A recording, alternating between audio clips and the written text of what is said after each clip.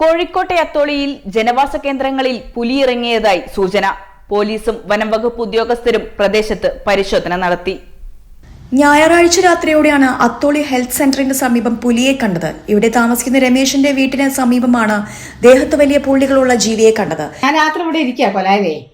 അപ്പം 7 മണിയായിക്ക്. അപ്പം അത് സാധനം ഇങ്ങനെ ഇറങ്ങി വരുന്നുണ്ട് താഴത്ത്. ഇങ്ങനെ ഇവിടെ നിന്ന് അപ്പൊ ഞാൻ വിചാരിച്ചത് ഇപ്പൊ നായല്ലല്ലോ പൂച്ചയല്ല, ഞാൻ കാണാത്തൊരു സാധനമാണല്ലോ. പെട്ടെന്ന് നോക്കുമ്പോൾ മേലൊക്കെ പുള്ളിയുണ്ട്, വാലാണെങ്കിൽ നിലത്ത് കുത്തുന്നുണ്ട്.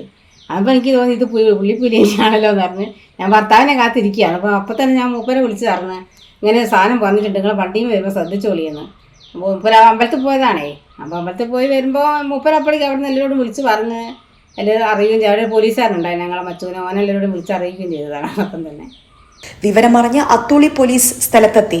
തുടർന്ന് കക്കയത്തു നിന്നു വനം വകുപ്പിന്റെ സംഘവും സ്ഥലത്തെത്തി.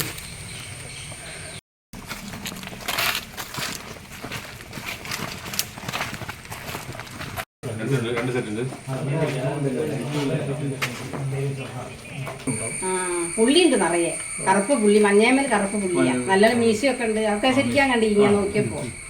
വനം വകുപ്പ് ഉദ്യോഗസ്ഥരും പോലീസും നാട്ടുകാരും പുലിയെ കണ്ടു എന്ന് പറയപ്പെടുന്ന പ്രദേശത്തും അതിനോട് ചേർന്നുള്ള ചിമ്മമലയിലും പരിസരത്തും തിരച്ചിൽ നടത്തി.